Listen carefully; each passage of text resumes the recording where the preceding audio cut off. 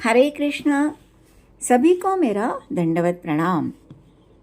मेरा नाम हेमा देशपांडे है और आज हम अध्याय 13 जिसका नाम है प्रकृति, पुरुष तथा चेतना, इसे देखने जा रहे हैं।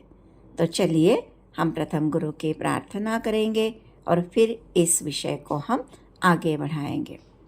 ओम अज्ञानतिमिरान्धस्य ज्ञानाञ्जनशलाकया चक्षुरुन्मिलितं येन तस्मै श्रीगुरवे नमः। गुरुर्ब्रह्मा गुरुर्विष्णु गुरुर्देवो महेश्वरा, गुरुः साक्षात् परब्रह्म तस्मै श्रीगुरवे नमः। श्रील प्रभुपाद की जय। पहले 6 अध्याय में शरीर का ज्ञाता जीव तथा जिस स्थिति में वह भगवान को समझ सकता है उसका वर्णन हुआ। बीच के 6 अध्याय में हमने भगवान के साथ जीवात्मा का संबंध और भक्ति के संदर्भ में परमात्मा का वर्णन सुना। आगे के अध्याय में भगवान की श्रेष्ठता तथा जीव की अधीन अवस्था की परिभाषा की गई है। जीवात्माएं सभी प्रकार से अधीन हैं और अपने विस्मृति के कारण कष्ट उठा रही है। जब पुण्य कर्म द्वारा उन्हें प्रकाश मिलता है तो वे विभिन्न परिस्थिति में यानी आर्त, अर्थार्थी, जिज्ञासु और ज्ञानी के रूप में भगवान के पास पहुँचते हैं। इस अध्याय में इसकी व्याख्या की गई है कि किस प्रकार जीवात्मा प्रकृति के संपर्क में आती है और फिर कर्म, ज्ञान तथा भक्ति के विभिन्न साधनों के द्वारा भगवान उसका उद्धार करते हैं। तो आइए हम इस ज्ञान योग के विषय में आगे बढ़ते हैं। इस अध्याय के मुख्य 4 विषय हैं: शरीर, जीव, परमात्मा और प्रकृति। शरीर जो प्रकृति का भाग है, इसकी भगवान ने व्याख्या की है। जीव यानी हमारी वास्तविक पहचान, आत्मा। परमात्मा जो सभी के हृदय में क्षीरोदकशायी विष्णु के रूप में विराजित है, और प्रकृति जो जगत हमारे चारों तरफ फैला हुआ है। इन सभी विषयों में चर्चा की है। प्रथम अर्जुन 6 प्रश्न पूछते हैं। ये क्षेत्र क्या है, क्षेत्रज्ञ क्या है, प्रकृति क्या है, पुरुष क्या है, ज्ञान क्या है और ज्ञेय क्या है। इन सभी प्रश्नों के उत्तर भगवान देंगे। इस अध्याय का मुख्य विषय है ज्ञान योग। भक्ति और कर्म के संबंध में भी बताया गया है, लेकिन मुख्य विषय ज्ञान योग है। ज्ञान योग यानी ज्ञान के द्वारा हम योग को समझते हैं। इसे सांख्य योग भी कहते हैं। सांख्य योग शब्द संख्या से आया है। विश्लेषण करना, ये भौतिक प्रकृति क्या है, जल तत्व क्या है, वायु तत्व क्या है। इस तरह से भौतिक प्रकृति कभी कभी हमारे सामने सुंदर दृश्य प्रस्तुत करती है जिससे हम आकर्षित होते हैं। लेकिन जब हम ये समझते हैं कि यह किन तत्वों से बनी है, जैसे पृथ्वी, जल, अग्नि, वायु, आकाश, और इन सब का जब हम विश्लेषण करते हैं तो हमारे समझ में आता है कि इसमें तो कोई आकर्षण नहीं है। अगर आपके सामने थोड़ी मिट्टी, हवा इस तरह से रख दिया जाए तो क्या आपको इसके प्रति आकर्षण होगा?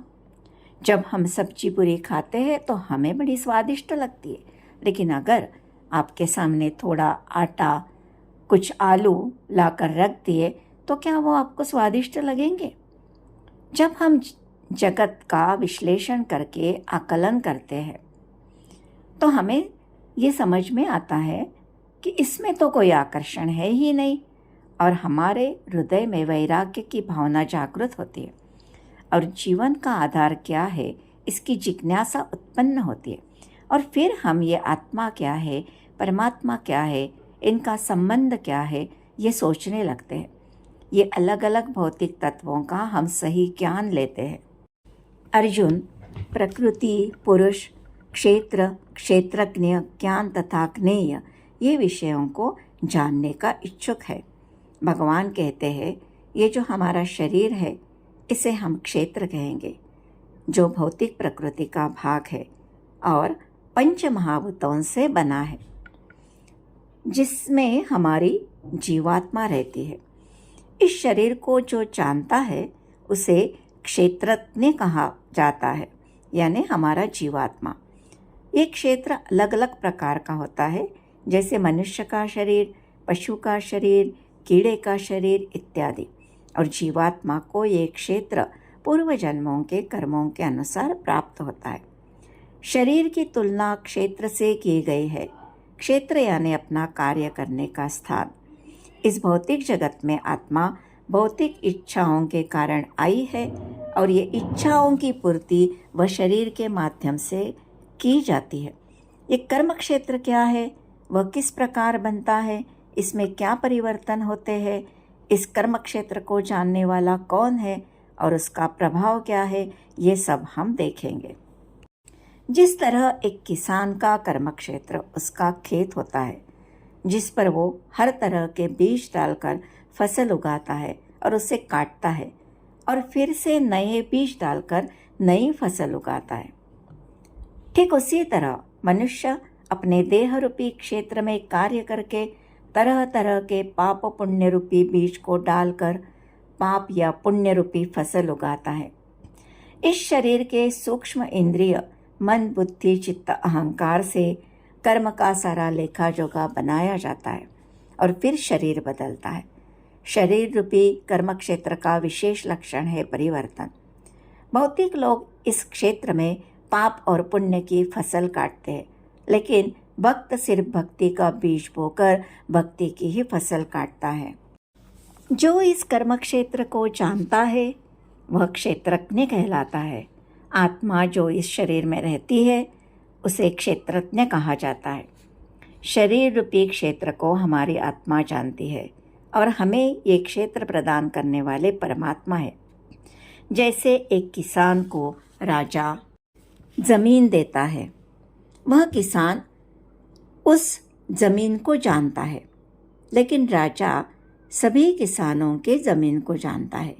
वैसे ही हमारे आत्मा के साथ एक और क्षेत्रज्ञ रहता है, वो है परमात्मा, जो सभी के शरीर के बारे में जानता है।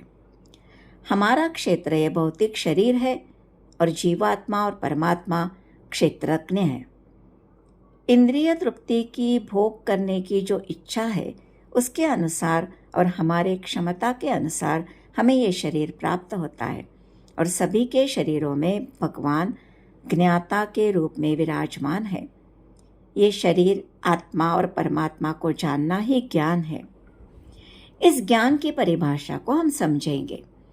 वैदिक ग्रंथों में शरीर, आत्मा तथा परमात्मा के स्वरूप की सम्यक जानकारी ज्ञान नाम से अभिहित की जाती है। अब हम ये दोनों क्षेत्रज्ञ, जीवात्मा और दूसरा परमात्मा, इसमें अंतर देखेंगे। परमात्मा परम भोक्ता है, प्रत्येक शरीर में होता है और ये परम नियंता है, ये प्रकृति पर भी नियंत्रण करता है। जीवात्मा स्वयं के शरीर पर नियंत्रण करता है, प्रकृति पर भी नियंत्रण करने का प्रयास करता है, लेकिन कर नहीं पाता। इसका स्वयं के शरीर पर भी पूरा नियंत्रण नहीं होता है, जैसे सांस लेना, पाचन करना, ऐसी बातों पर उसका नियंत्रण नहीं रहता। वेदांत सूत्र में इसके विषय में पूरी जानकारी दी गई है। प्रभुपाद जी कहते हैं, जीवात्मा शरीर का जो अनुभव है 5 प्रकार से करता है। चेतना के 5 स्तर बताए गए हैं। अन्नमय कोश, प्राणमय कोश, मनोमय कोश, विज्ञानमय कोश और आनंदमय कोश। इसे हम देखेंगे। अन्नमय कोश, इनकी चेतना इस तरह की होती है कि सिर्फ खाने के लिए ही जीवन है, जिसका जीवन सिर्फ भोजन तक ही सीमित है। जैसे छोटा बालक सभी चीज़ें मुंह में डालने का प्रयास करता है, ये चेतना पशु में भी पाई जाती है, सिर्फ भोजन की तलाश। मनुष्य में भी ये चेतना होती है, सिर्फ स्वयं के भोग के लिए सोचना। प्राणमय कोश, खाने के साथ मुझे मेरे प्राणों की भी रक्षा करनी है, ये सोच रहती है। पहले से थोड़ा ऊपर का स्तर है। ये भी पशु और मानव दोनों में ही होती है। छोटे शिशु में ये चेतना नहीं होती। वो आग को भी छूने की कोशिश करेगा, उसे परिणाम का पता नहीं होता। ये चेतना में मनुष्य स्वयं के प्राण की रक्षा करने के विषय में सोचता है। पशु में ये चेतना जरूर होती है। मनोमय कोश, इस चेतना में समाज में प्रगति या प्रवेश का संकेत मिलता है। विचारों के स्तर पर यह चेतना आती है। व्यक्ति स्वयं के विचारों के प्रति सजग होता है। ये चेतना पशु में नहीं होती, सिर्फ मनुष्य में ही होती है। इस चेतना में सही गलत का विचार करना, कुछ कला सीखना, कुछ संगीत सीखना, ये सब इच्छाएं जागृत होती है। ये तीनों स्तर शरीर के स्तर पर ही सीमित है। विज्ञानमय कोश, जीवात्मा को ये समझ आती है कि केवल जीवन भोजन और आत्मरक्षा के लिए ही नहीं है और कुछ कार्य करने तक ही सीमित नहीं है। इससे परे भी कुछ है। वह आत्मा के विषय में सोचता है, अनुभव करता है। शरीर से परे जो विषय है उन्हें जानने की इच्छा रखता है। आनंदमय कोश, भगवान के विषय में अनुभव करना, और उसे ये अनुभूत होता है कि उनके विषय में जानना ही उसका जीवन है। ये चेतना उच्च स्तर की चेतना है। अब हम ये कर्म क्षेत्र किस प्रकार बना है, उसमें क्या परिवर्तन होते हैं, इसे जानने वाला कौन है, उसका क्या प्रभाव है, शरीर कैसे बना है, उसके क्या गुण हैं, शरीर की शक्तियाँ क्या है, ये शरीर को जानने वाले की शक्तियाँ क्या है, ये सब देखेंगे। हमारा शरीर, जिसे क्षेत्र कहा गया है, 24 तत्वों से बना है। पंच महाभूत, 5 ज्ञानेंद्रिया, 5 कर्मेंद्रिया, 5 इंद्रिय विषय, सूक्ष्म तत्व, मन, बुद्धि, अहंकार और प्रधान। इस प्रधान को अव्यक्त भी कहते हैं। तो इसका अर्थ है, जब पूर्ण भौतिक प्रकृति का विलय होता है तब भौतिक प्रकृति अव्यक्त अवस्था में रहती है। उस अव्यक्त अवस्था को प्रधान कहा जाता है।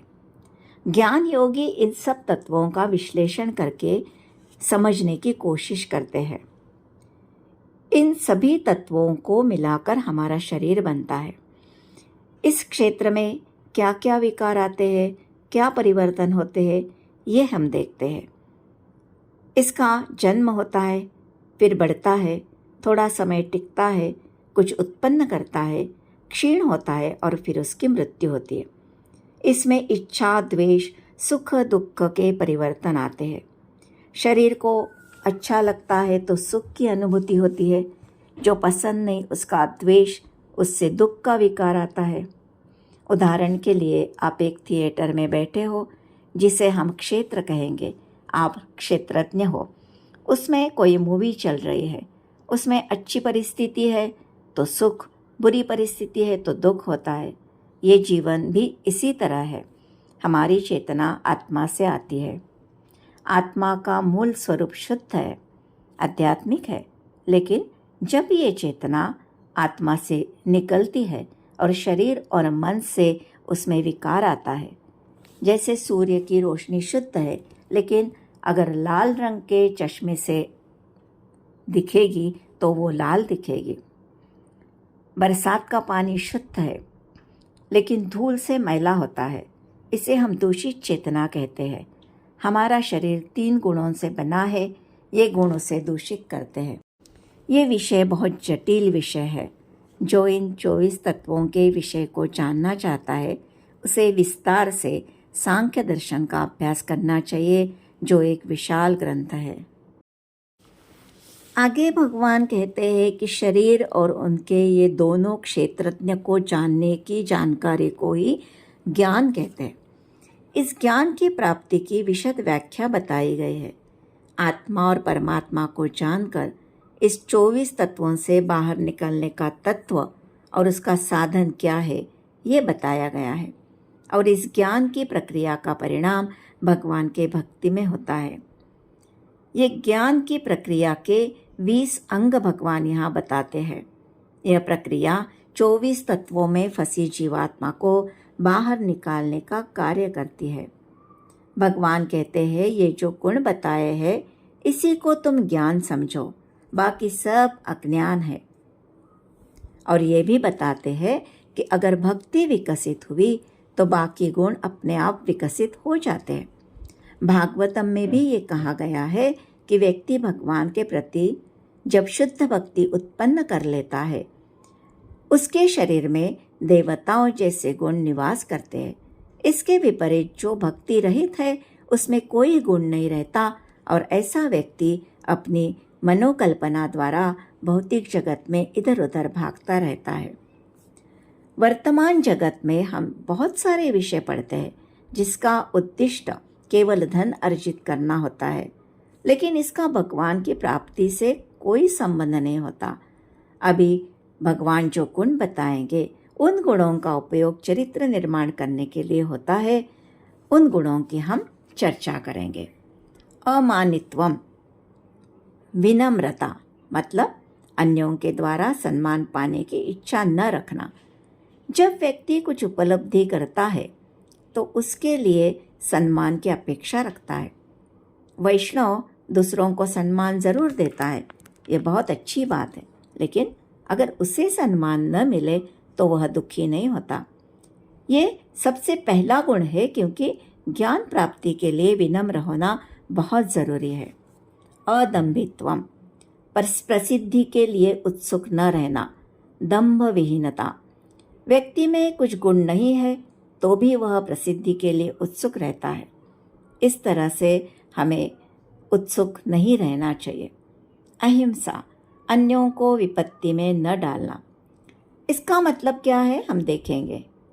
हिंसा न करना ये तो एक अर्थ है ही, लेकिन प्रभुपाद जी कहते हैं देहात्म बुद्धि के कारण सामान्य लोग अज्ञान द्वारा ग्रस्त रहते हैं और निरंतर भौतिक कष्ट भोगते रहते हैं। ऐसे लोगों को आध्यात्मिक ज्ञान देकर उन्हें ऊपर उठाना, यही अहिंसा है। कभी कभी भक्त स्वयं के आचरण से लोगों को आध्यात्मिक मार्ग से हतोत्साहित करता है। उसका वर्तन देखकर वे इस मार्ग पर आने के लिए उत्सुक नहीं होते। ये हिंसा है। इसलिए भक्त ने सदैव स्वयं के आचरण से इन लोगों को भक्ति के विधि विधानों के ओर आकर्षित करना चाहिए। इसका महत्व उन्हें देते रहना चाहिए। यही अहिंसा है। शांति, सहनशीलता, अन्यों द्वारा दिया गया तिरस्कार तथा अपमान को सहना। जो आध्यात्मिक ज्ञान की उन्नति करने में लगा है, उसे अन्यों द्वारा तिरस्कार और अपमान सहन करना पड़ता है।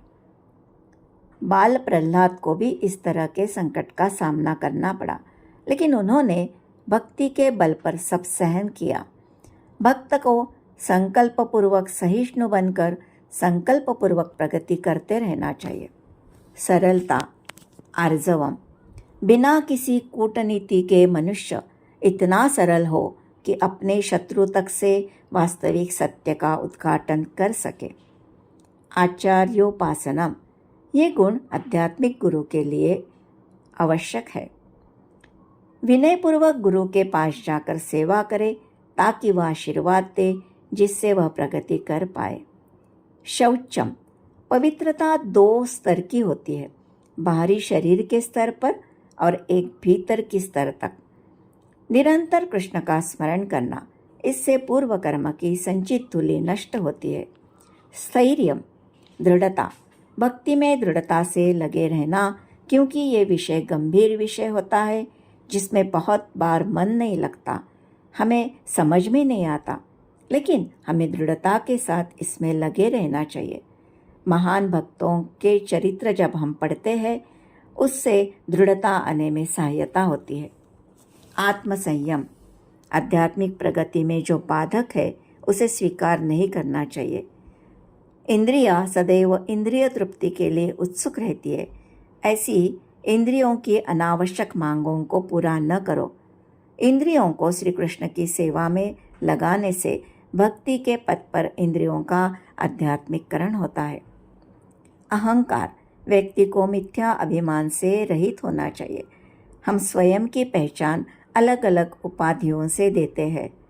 वह उपाधियों का स्वामी न बनो और उन सभी उपाधियों का स्वयं को कर्ता न समझो, क्योंकि उसमें बहुत लोगों का योगदान रहता है। वास्तविक अहंकार तो स्वयं को भगवान का अंश मानना है।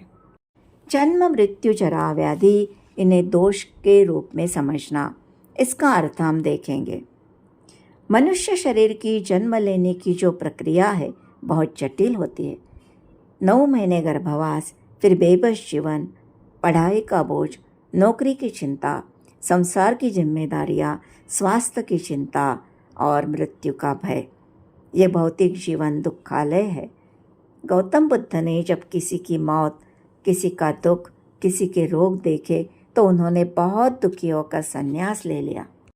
सभी जीवात्माओं के लिए ये जीवन में दोष है, कष्ट है। इसलिए इन्हें दोषों के रूप में समझकर हमें इससे निकलने का प्रयास करना चाहिए। आध्यात्मिक जगत में सब आनंद ही आनंद है। आसक्ति, वैराग्य, इसका प्रचलित अर्थ है सामाजिक जीवन से संन्यास।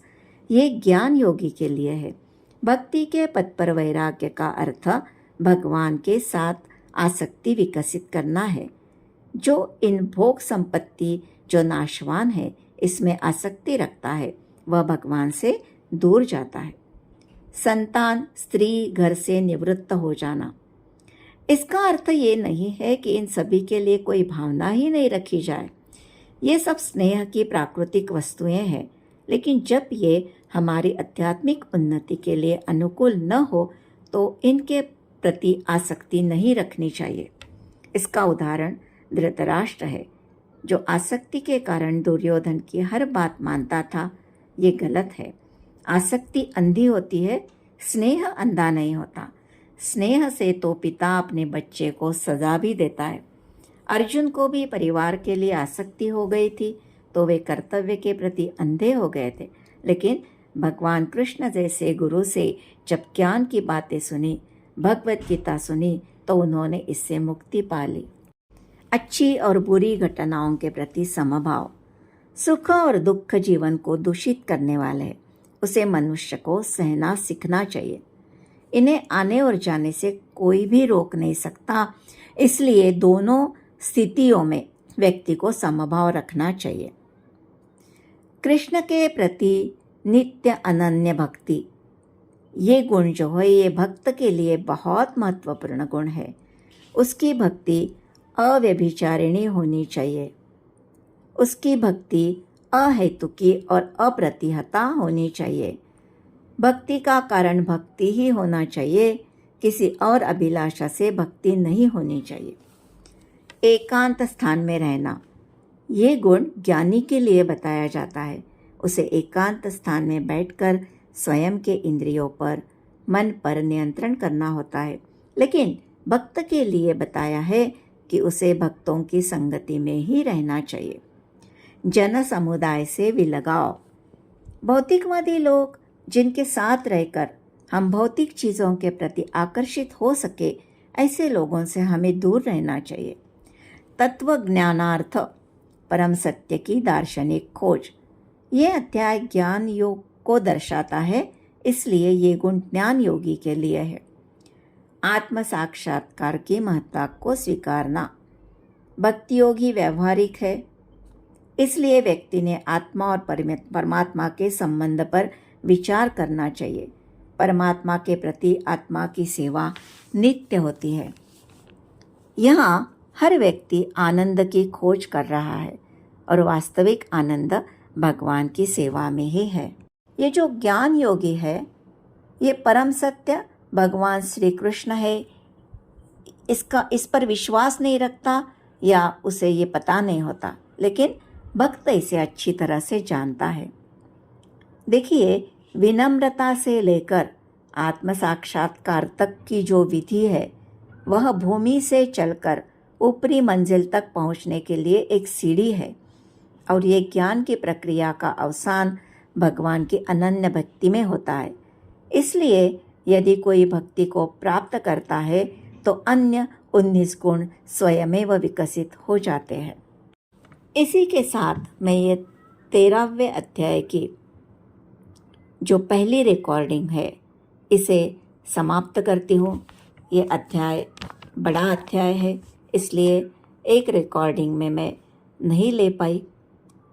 तो आगे के रिकॉर्डिंग में हम आगे के जो विषय है ज्ञेय, पुरुष और प्रकृति, इसके विषय में जानेंगे। तो आप ज़रूर दूसरी रिकॉर्डिंग भी सुनना और इस रिकॉर्डिंग को लाइक, शेयर और सब्सक्राइब ज़रूर करना। हरे कृष्णा कृष्ण कृष्णा हरे हरे, हरे राम राम राम हरे हरे।